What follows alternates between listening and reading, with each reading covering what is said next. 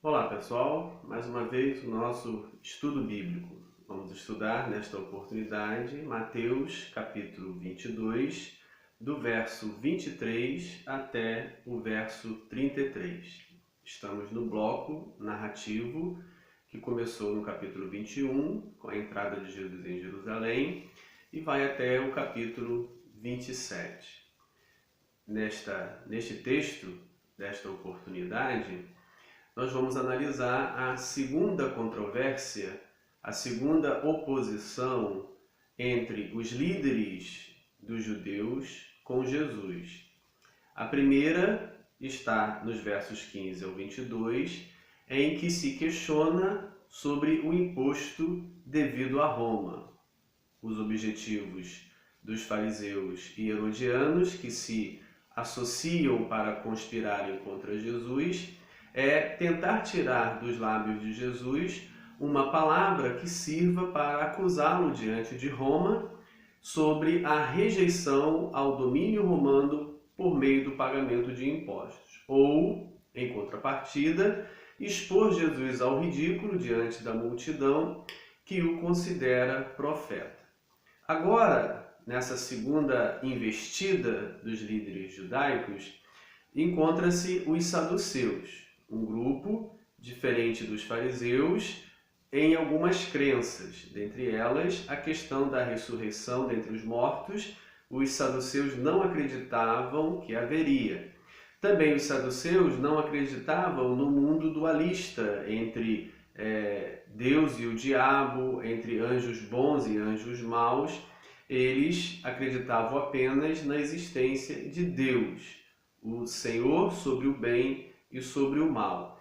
Não acreditavam também na questão do destino, e sim que cada homem definia com suas escolhas o seu próprio caminho. Os saduceus pertenciam, na sua maioria, à elite governante, ou seja, aqueles que dominavam o templo de Jerusalém, os principais sacerdotes e os homens ricos com propriedades e influências na nação judaica.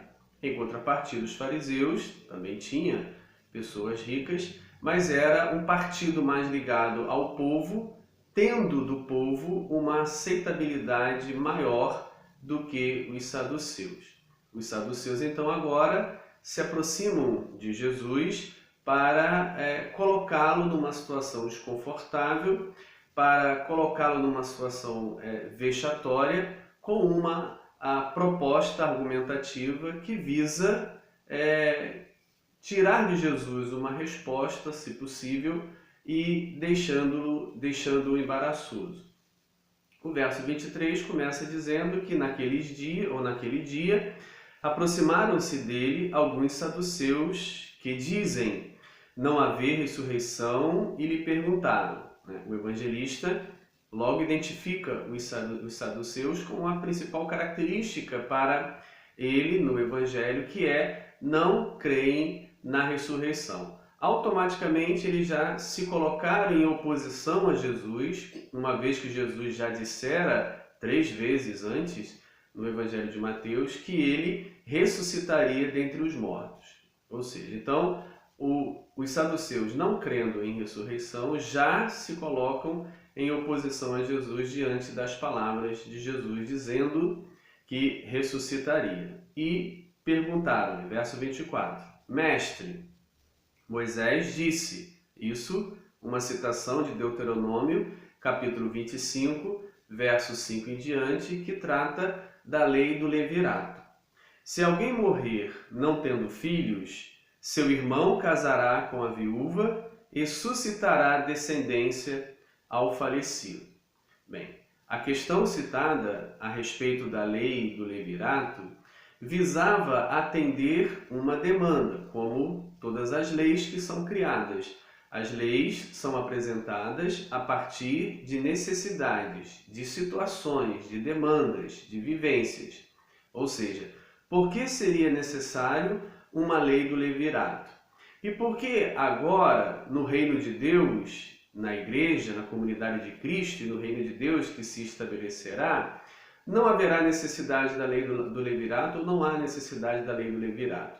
Qual é a demanda que a lei do levirato atendia, que no reino de Deus não será necessário? Isso a gente vai abordar aqui ao longo do estudo do texto. Mas o importante é destacar nesse momento que eles citam a lei e então vão apresentar uma história hipotética para colocar Jesus numa situação constrangedora, tentando tirar dele uma resposta que, na visão dos saduceus, não é possível dentro da estrutura que eles conhecem, da estrutura social que eles conhecem e dentro do cumprimento da lei do levirato. É importante também destacar, e mais na frente a gente vai observar isso mais acentuadamente, que os saduceus criam apenas nos livros atribuídos a Moisés, os 5 primeiros livros da nossa Bíblia atribuídos a Moisés, eram apenas esses livros que os saduceus tinham como regra, como dados por Deus. O restante do Antigo Testamento, por exemplo, que temos na nossa Bíblia, os saduceus não criam com o mesmo peso, com a mesma autoridade do que os primeiros 5 livros. Ao contrário, os fariseus, por exemplo, criam em todo o conjunto de livros que temos no Antigo Testamento e talvez outros mais. Mas isso é importante destacar nesse momento do texto. Por isso eles citam então um texto dos livros de Moisés. Verso 25, aí começa então com a história hipotética. Ora, havia entre nós 7 irmãos. O primeiro, tendo casado, morreu, e não tendo descendência, deixou sua mulher a seu irmão. O mesmo sucedeu com o segundo, com o terceiro, até ao 7º. Depois de todos eles, morreu também a mulher. Portanto, na ressurreição, de qual dos 7 será ela esposa? Porque todos a desposaram. Bem, então, a primeira questão que a gente precisa estabelecer, esclarecer e tratar é qual era a necessidade dessa lei. Por que um homem que não gerasse filhos, ele deveria então ter a sua descendência gerada pelo seu irmão ou pelo parente próximo? A questão era por causa da terra. A questão estava relacionada com uma situação social que a gente denomina como patriarcado. O sistema patriarcal em que estava vigente naqueles dias determinava que o dono, o senhor da família, da propriedade, era o pai. Esse era o senhor absoluto sobre tudo e sobre todos. Toda a sua herança, toda a sua riqueza, toda a sua fortuna era passada para o seu herdeiro, homem, o seu primeiro herdeiro, o seu primogênito. Este receberia a posse de todos os bens e o domínio sobre todas as pessoas, mulheres, homens, livres ou escravos, não importava. O senhor, o homem, o pai, o chefe da família era senhor de todos. Bem, no caso dele morrer e não deixar um herdeiro, esse herdeiro deveria ser suscitado com a sua esposa para manter o seu papel de procriadora. Então, o irmão que estaria na linha segunda, próxima, deveria casar com a viúva, gerar um filho, e este filho então receberia o nome do irmão primeiro, para que então herdasse toda a propriedade, todos os bens e se tornasse senhor daquela família. Assim perpetuando o domínio do homem, do pater familiae, sobre a família. Então, a necessidade da lei era para manter a propriedade, os bens, todos, pessoas ou objetos, sob o domínio unido de um senhor apenas. E não fosse desfacelada a propriedade, dividida entre possíveis herdeiros e possíveis pessoas, e então desmontar-se todo o bem, toda aquela propriedade daquela família. O objetivo era manter um senhor, um dono sobre a propriedade. Assim, esse herdeiro deveria ser suscitado para ser o proprietário, ser o herdeiro da propriedade do primeiro, do pai, que seria, ou do irmão primeiro, que seria o dono de toda a fazenda ou propriedade. Bem, então esse era o objetivo da lei do levirato. Bem, diante da questão dos saduceus, que não acreditavam na ressurreição, ou seja, não acreditavam que o reino de Deus se manifestaria ainda por meio da ressurreição dos justos, eles então questionam, tá, mas vamos partir do princípio que houvesse a ressurreição. Quando eles todos ressuscitarem, tanto os irmãos que casaram, desposaram a viúva e a viúva, a pergunta é, quem será o marido dela? A questão é muito mais além e se refere a quem será o herdeiro, quem será o dono da terra. É importante a gente ressaltar que o casamento na antiguidade não tinha essa característica moderna do impulsionamento do amor, da afeição, do desejo mútuo de construir uma família, unidos e ser felizes. Não havia, essa característica era muito periférica. O casamento era, na realidade, um negócio, era uma relação de negócio. Os casamentos eram escolhidos visando o crescimento econômico. Na realidade, casar-se significava fazer negócio.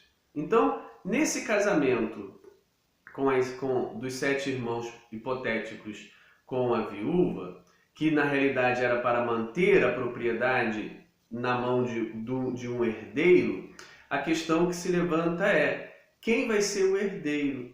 Quem vai ser o proprietário, uma vez que os 7 irmãos casaram com a viúva? Quem vai ser o patriarca? Quem vai ser o chefe sobre aquele clã, sobre aquela família? Então, com isso, ridicularizando a ressurreição, eles apresentam a possibilidade de não ser possível resolver esse problema do domínio, da posse, da herança, da manutenção do patriarcado e, consequentemente, a estrutura social que eles enxergam, que eles entendem, que eles vivem, estaria arruinada. Bem, essa é a grande demanda para a lei do levirato. Bem, então vamos à resposta de Jesus, que vai muito além de uma questão de sexualidade entre o homem ou a mulher, ou qual dos 7 será o marido dela no sentido do relacionamento conjugal. A questão é muito mais elevada. A questão é quem dos 7 será o herdeiro, será o dono da terra, será o patriarca daquele clã. Então Jesus começa a sua resposta em 3 fases. A primeira no verso 29, a segunda no verso 30 e a terceira a partir do verso 31. A primeira fase da resposta, no 29, Jesus responde: errais, não conhecendo as Escrituras, nem o poder de Deus. Ou seja, a primeira fase da resposta que Jesus coloca para eles vocês estão enganados, vocês erram, ou seja, vocês estão enganados. E por que vocês estão enganados? Porque vocês não conhecem as Escrituras. O termo conhecer as Escrituras não se refere à leitura, ao conhecimento do texto, a ter na memória a passagem tal, X ou Y. Isso não é o ponto, porque eles citaram Deuteronômio 25:5. Então, dizer que eles não conhecem as Escrituras não se restringe a esse conhecer superficial do texto, porque eles citaram. Então, o que significa esse conhecer? Esse conhecer significa interpretar corretamente. vocês erram, vocês estão enganados com as Escrituras, porque vocês não a interpretam corretamente. Ou seja, a lei do levirato é para atender uma demanda social deste momento histórico, deste aion, deste século, desse sistema, que não será útil no próximo sistema, no próximo aio, no próximo século, no próximo sistema do reino de Deus. A lei do levirato não será útil, não será necessária no reino de Deus, porque no reino de Deus não haverá um sistema patriarcal. No reino de Deus não haverá um que dominará sobre os outros. Não haverá um que é senhor de tudo e de todos, pois no reino de Deus todos são iguais. Jesus já antecipou essa ideia que no reino de Deus haverá igualdade, ou há igualdade, pelo menos na igreja, no sentido da antecipação do reino de Deus, deve estar prevalecendo as regras do reino de Deus na igreja, não fora dela, mas na igreja, como uma antecipação do reino de Deus que plenamente será estabelecido. E nesse reino de Deus plenamente estabelecido e antecipado, pelo menos deveria, na vida da igreja, deve-se viver em igualdade. É a questão que foi levantada na parábola do capítulo 20 do Evangelho de Mateus, quando o Senhor da vinha vai buscar trabalhadores ao longo do dia na praça da cidade e contrata uns às 6 horas da manhã e outros às 5 horas da tarde ao longo do dia. E na hora do pagamento, ele dá um denário para cada um, começando pelos que chegaram por último. E os que chegaram primeiro assistem o pagamento dos últimos e pensam que receberão um pagamento maior e não recebem. E diante dessa ação do Senhor da vinha, eles reclamam no verso 12 do capítulo 20, dizendo: estes últimos trabalharam apenas 1 hora, contudo os igualaste a nós, que suportamos a fadiga e o calor do dia. A reclamação é: tu nos igualaste. Mas no reino de Deus haverá igualdade, ou deve haver igualdade na igreja como antecipação do reino de Deus. Assim, a lei do levirato não é mais útil, não mais se torna necessária num sistema onde todos são iguais, onde não haverá um senhor sobre as coisas e sobre todos, e dominando sobre todos, todo o clã, sobre toda a família. Então, a primeira fase da resposta de Jesus é: vocês se enganam, vocês estão enganados ao lerem as Escrituras e acharem que no reino de Deus, no reino de Deus se estabelecerá, continuará o sistema que vocês agora vivem desigual, onde um oprime o outro, onde um é senhor sobre todos, onde a maioria é escravo da minoria. Vocês estão enganados. E aí ele continua: nem vocês estão enganados porque não entendem o propósito e não interpretam bem as Escrituras, mas vocês também estão enganados porque vocês não conhecem o poder de Deus. Vocês não conhecem que Deus pode, primeiro, levantar o morto, ressuscitá-lo e trazer a vida. Vocês não conhecem o poder de Deus e a capacidade de Deus no seu poder de estabelecer um sistema de igualdade. Um sistema onde todos são iguais, onde não haverá um senhor de outros, onde não haverá escravos de ninguém e oprimidos e opressores, onde todos serão iguais. Vocês não conhecem a capacidade de Deus de estabelecer um reino de igualdade e de justiça, onde todos serão iguais. Vocês se enganam porque não interpretam bem as Escrituras. Vocês se enganam porque vocês não conhecem o poder de Deus capaz de mudar essa estrutura que existe agora e não repeti-la no reino que ele vai estabelecer. A segunda fase da pergunta está no verso 30. Porque na ressurreição nem casam, nem se dão em casamento. São, porém, como os anjos no céu. Bem, a segunda fase da resposta realça a semelhança com os anjos.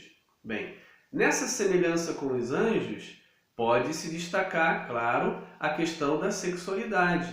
Os anjos são assexuados. Pelo menos na tradição apocalíptica judaica, apenas aqueles que caíram é que talvez perderam essa posição, esse status. Mas aqueles que mantiveram-se na obediência a Deus, segundo a tradição apocalíptica judaica dos dias de Jesus, eles mantiveram o seu estado assexuado. E então, pode, claro, estar realçando a questão de não se dão em casamento, né? Serão como os anjos, nem se casam nem se dão em casamento, abordando uma questão da sexualidade. Mas a gente não pode ignorar que a questão do casamento na antiguidade ia além da relação conjugal, da relação da sexualidade. O casamento era um negócio e muitas vezes a relação conjugal não acontecia ou não fluía como normalmente entendemos hoje na modernidade. O casamento era entendido como um negócio. Assim, se serão como os anjos do céu, que não se casam e não se dão em casamento, realça o aspecto da sexualidade, mas também realça o aspecto do negócio. Ou seja, no reino de Deus que se estabelecerá na ressurreição, não há negócios, não há casamento em forma de negócios. Na realidade, não há uma relação de negócios como há no sistema patriarcal ou como há no sistema do mundo que ainda não está estabelecido o reino de Deus. O negócio no mundo é a coisa que move o mundo, é a coisa que move os homens.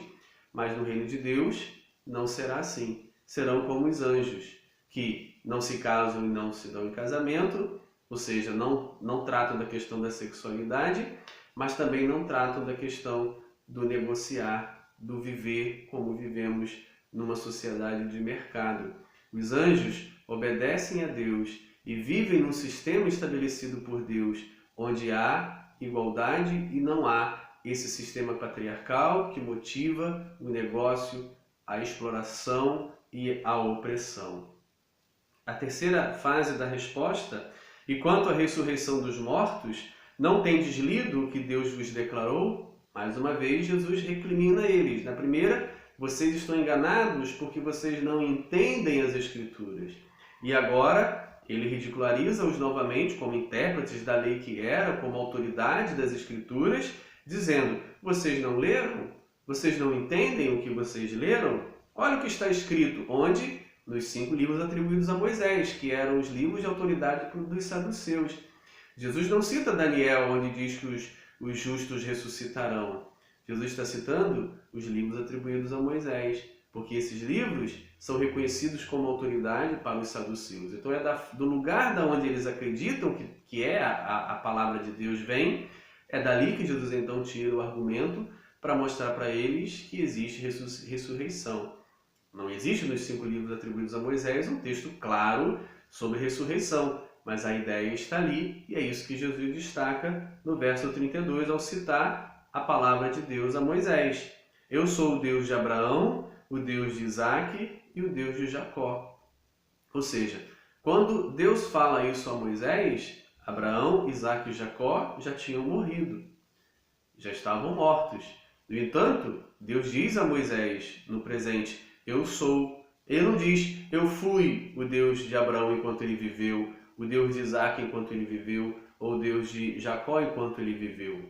Ele diz: eu sou ainda hoje o Deus de Abraão, porque Abraão vive.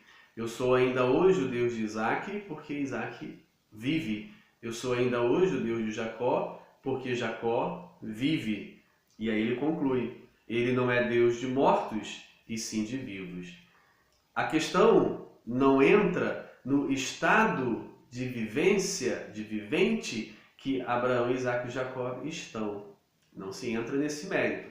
Se estão vivos, qual estado eles estão? A ressurreição ainda não aconteceu.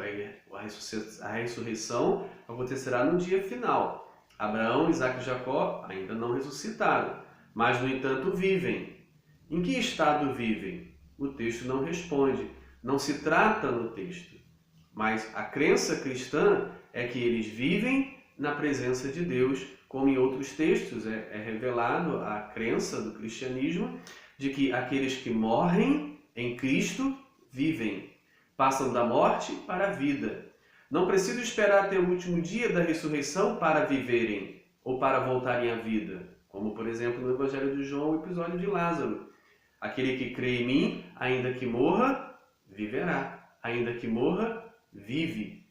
aquele que crê em mim não ficará morto eternamente. Ou seja, no cristianismo, nas doutrinas cristãs ensinadas no Novo Testamento, aquele que morre em Cristo está com Cristo. Aquele que morre em Cristo vive, diferentemente da crença judaica nos dias de Jesus, em que, pelo menos uma boa parte deles acreditava que quando se morria, se entrava num estado de inexistência e só voltaria à vida no último dia na ressurreição dentre os mortos. Mas a mensagem cristã leva-nos para uma outra direção, de que aquele que morre em Cristo vive. E aí confirma aqui nessas palavras de Jesus aos saduceus, Abraão vive. Abraão não está em estado de inexistência. Isaac vive, Jacó vive. Por quê? Porque Deus é Deus de vivos e não de mortos. Então, se Deus é Deus de vivos e não de mortos, logo eles vivem. Diante desse argumento, dessa resposta em 3 fases que Jesus deu aos saduceus, o texto termina dizendo que, ouvindo isto, as multidões se maravilhavam da sua doutrina. Diferentemente dos fariseus e herodianos, no texto anterior, que eles, ao ouvirem a resposta de Jesus sobre o tributo romano, admiraram-se e deixando-o se foram, no texto dos saduceus, o autor silencia os saduceus e traz a voz à multidão que, maravilhada diante da resposta de Jesus e da sua doutrina, segue em diante. Ou seja, a resposta que Jesus dá aos saduceus é uma resposta que enfatiza que há ressurreição sim, que o reino de Deus será estabelecido plenamente na ressurreição dos mortos. E na ressurreição dos mortos não haverá esse sistema social patriarcal que havia entre eles, onde um é senhor de muitos, onde um domina, oprime e escraviza dezenas e centenas de pessoas, mas serão como os anjos do céu, tanto na questão do casamento conjugal, quanto na questão do negócio em que o casamento estava envolvido. Particularmente vejo uma ênfase maior na questão do negócio em relação ao casamento, pois a razão de existir do casamento na antiguidade, nesse momento histórico de Jesus, a grande questão do casamento era, na realidade, negócio entre famílias. Negócio é que regia o casamento nesses dias, nesse sistema patriarcal. Mas Jesus apresenta uma comunidade alternativa, um modelo alternativo que se estará pleno na ressurreição final, mas que já pode ser antecipado na vida dos crentes, na vida da igreja. Um abraço.